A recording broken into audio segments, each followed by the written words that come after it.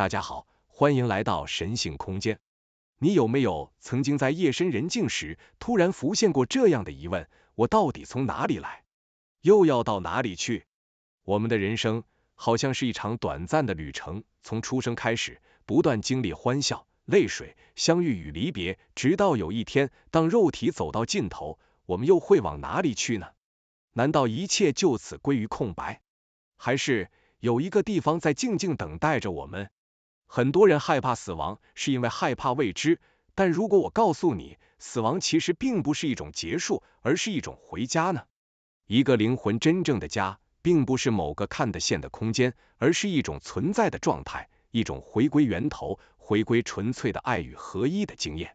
所谓灵魂回家，并不是一段悲伤的离去，而是一次最温柔的拥抱。想象一下，你在外漂泊多年，历经风霜与挑战，终于回到那个最安心的地方，那里没有条件，没有批判，只有最纯粹的接纳。这就是灵魂回家的意涵。我们来到这个世界，并不是因为被放逐，也不是因为不完整，而是因为灵魂选择了体验，透过一次次的生命，透过喜怒哀乐、善恶对错，灵魂在扩展，也在探索自己。这就像是一场旅行，我们可能迷路，可能受伤，甚至可能忘记自己真正的方向，但这一切都没有错，因为每一步都将我们带向最终的归途。灵魂回家的概念其实是一种提醒，我们从来没有真正分离过，就像海上的浪花，虽然看似独立，但永远与大海相连。我们在这一世可能感觉孤单，感觉渺小，甚至觉得自己不被理解，但灵魂的深处早已知道，当这段旅程走完，我们会回到那片无限的海洋，重新与整体合一。你或许会问，那么回家是什么样的体验？是像梦境一样的缥缈，还是像光一样的纯粹？许多人曾有过濒死经验，他们描述的共同特征是一种无可言喻的平静，一种不再被时间限制的自由，一种彻底被爱包围的感受，没有审判，没有责备，只有你被完全理解的确信。这样的状态正是灵魂的归属。如果我们愿意用这样的角度来理解生命，就会发现，我们不需要惧怕死亡，也不需要执着于所有的失去，因为灵魂不会失去任何东西，它只是带着这些体验回到源头，像是带着一个个故事回到永恒的怀抱。而这些故事，无论是快乐还是悲伤，都被视为珍贵的宝藏。因此，灵魂回家并不是某种远方的梦，而是我们每一个人最终都会经历的必然。它不是遥不可及的谜，而是我们存在的本质所在。当我们开始理解这一点，生命的每一天，甚至困难与挑战，都会有了不同的意义。因为我们终将回到那个地方，那个没有恐惧，没有分离，只有至高无上的爱与喜悦的家。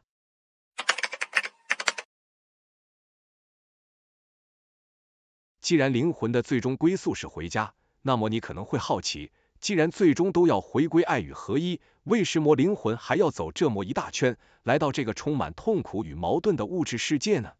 这就像是一场旅程，你明明知道家永远在那里，安全、温暖而稳定，可为什么你仍然会选择出门去看陌生的风景，甚至冒着风险走入荒野？原因很简单，因为在旅程中，你能体验到更多，看到更多，并且在比较与对比之中，理解家的珍贵。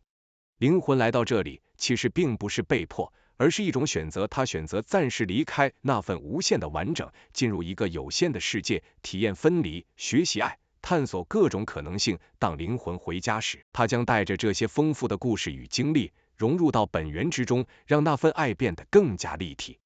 不过，这里有一个很重要的观点，灵魂在地球上的每一段经历，不论甜美或痛苦，都不是浪费。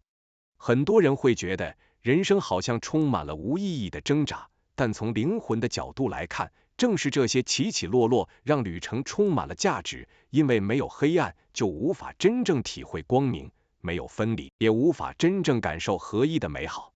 想象一下，如果灵魂一直待在本源里，只有无限的爱与平静，那么它就像永远身处在一个只会演奏同一首乐曲的地方。这当然美好，但它不会有对比，不会有深度。于是，灵魂决定来到这里，暂时忘记那份圆满，透过有限的经验，重新认识自己，然后在最终归返时，带着更深的理解与感动。而这也正是回家之所以如此动人的原因。如果你只是从未离开过家，那么回家的感受可能平淡无奇，但如果你历经风雨，走过千山万水，最终回到那个熟悉的归宿，你就会明白，那份拥抱是何等深刻，何等令人流泪。灵魂的旅程，正是因为有了离开，才让回归的喜悦如此不可思议。或许你会开始意识到，其实我们正在经历的一切，包括快乐、痛苦、挑战与失落，全都是灵魂回家之前必经的风景。这些风景不一定都美丽，但它们让旅程完整，让灵魂能以更深刻的方式认识自己。在这里，我先不展开太多，因为灵魂为什么选择来到地球，人生的意义，这是一个非常广阔而深邃的话题，值得我们专门做一节完整探讨。今天我只想给你留下一个小小的伏笔，灵魂从不会把人生视为惩罚，而是将它视为一次充满色彩的冒险。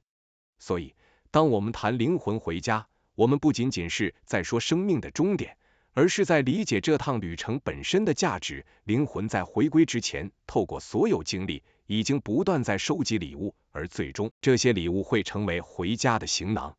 因此，如果你正在经历艰难时刻，或觉得生命没有方向，请记得，这一切都不会白费，你只是正在路上，而终点早已在等你。当你最终回家时，你会带着这些故事，与本源再度合一，体验那份无条件的爱与无限的圆满。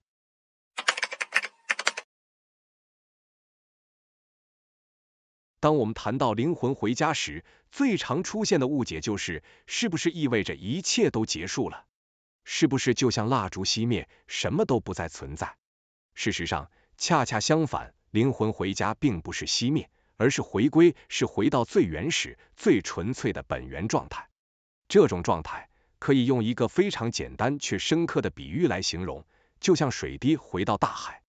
水滴在落入大海之前，它有自己的形状、重量与界限，就像我们在世间的生命有着明确的身份、经历与故事。但当水滴落回大海，它并没有消失，而是回归到一个更广阔、更无限的存在。它依然是它，但同时，它也与无数的水滴合而为一，成为整体的一部分。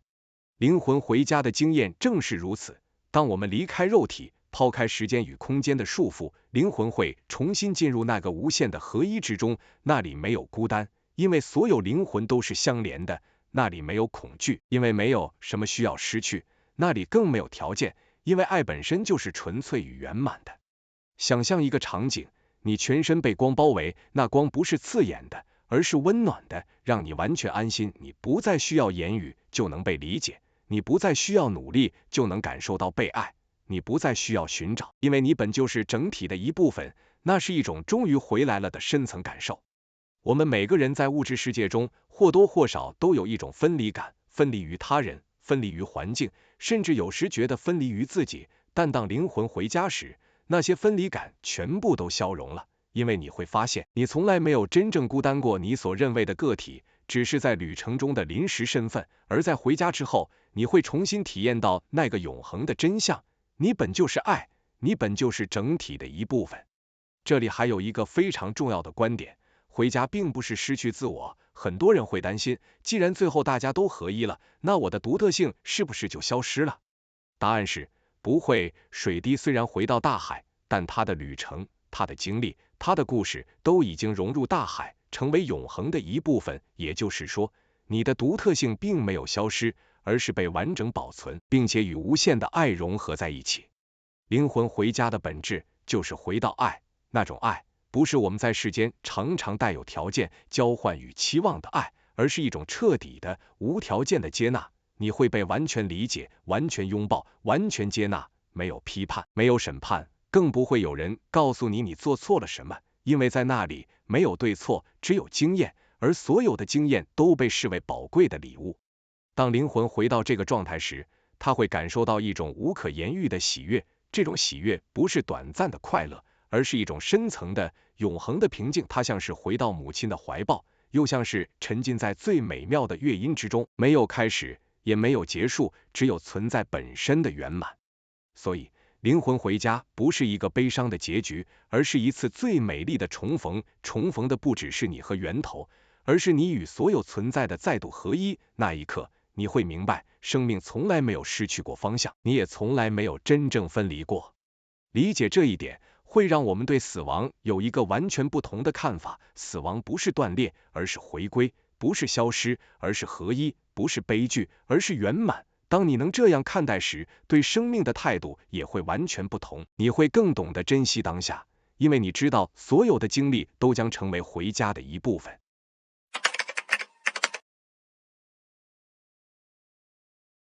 当灵魂真正回家时，那是一种超越语言的体验，因为我们用人类的词汇去形容总是有限的，但我仍想尽量描绘，让你能感受到那份奇妙与圆满。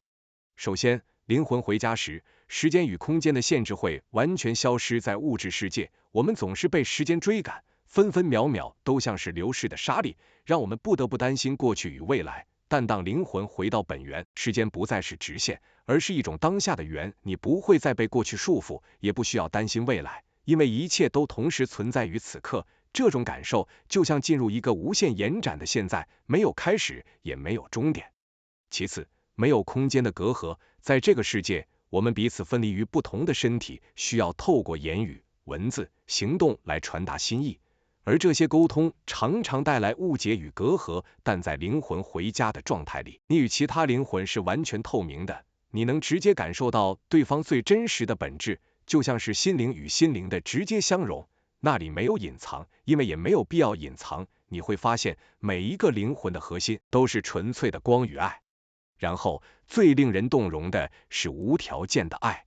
想象一种状态，你不需要去争取别人的认可，也不需要去证明自己的价值，因为在那里，你的存在本身就是绝对的、完整的、被真爱的，没有比较，没有批判，没有谁比谁更高尚。就算你在世间犯下过错误，甚至做过自己不骄傲的事，当灵魂回到源头时，依然会被完全拥抱，完全接纳。因为在那里没有错误这个概念，只有经验，而所有经验都是灵魂旅程中宝贵的片段。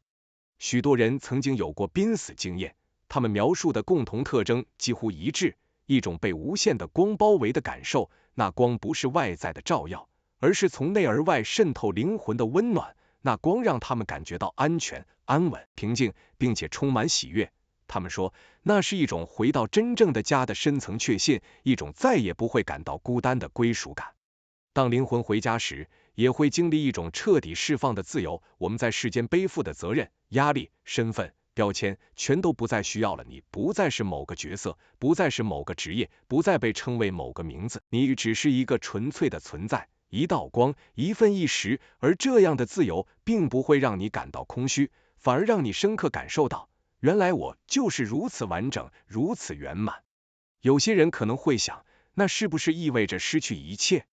其实不然，灵魂回家时，你不会失去你曾经的记忆、经验与独特性，就像一颗星星投入宇宙的怀抱，它并不是消失，而是以更宏大的方式存在。你的旅程，你的故事，会成为整体的一部分，永远流动在那片无限之中。在这种状态里，灵魂会感受到一种无法言喻的喜悦，不是人世间短暂的快乐，而是一种彻底的满足感，一种深知一切都完美无缺的平静。那就像终于放下了所有行囊，长途跋涉后推开家门，熟悉的气息扑面而来，你知道自己再也不用漂泊。因此，灵魂回家的体验可以总结成几个关键字：无时间、无空间、无分离、无条件的爱、无限的喜悦。而这些正是我们在世间不断追寻，却总是难以完全触及的。当我们理解这一点，就会明白，死亡不是可怕的黑暗，而是光的归来；不是失去，而是圆满；不是消散，而是回归。这种体验等待着每一个灵魂，没有例外。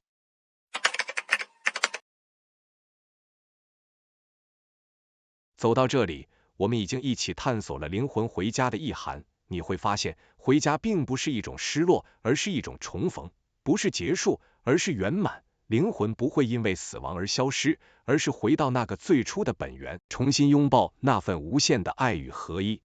当我们理解这一点，对生命的态度就会完全改变，因为我们知道，每一个当下的经验，不论喜乐还是痛苦，最终都会化为灵魂回家行囊里的一部分。没有任何片刻是浪费的，没有任何错误是被遗弃的。即使是最难熬的时光，灵魂也会带着他们，最终回到那片光与爱之中，化作永恒的宝藏。这样的理解会带来一种深层的安定感，因为你知道自己从不孤单，也从未真正分离过，即使在人世间感到迷惘，或与他人隔阂，你的灵魂始终与源头相连，而终有一天，你会回到那个熟悉的怀抱，体验到彻底的接纳与喜悦。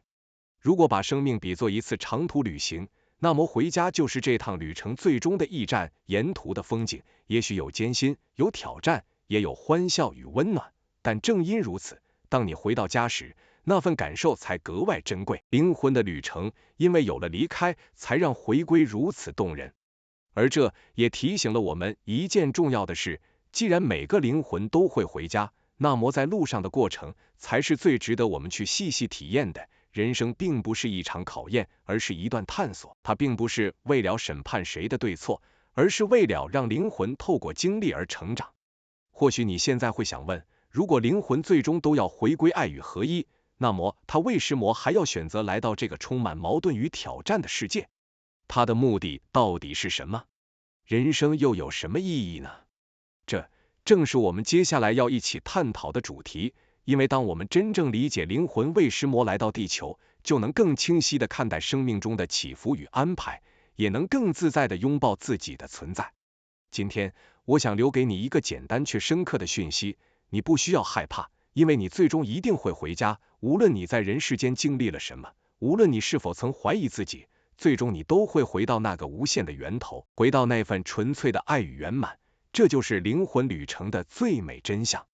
感谢您收看今天的影片，喜欢的话请订阅、按赞、开启小铃铛，您的支持是本频道创作的最大动力。我们下期再见。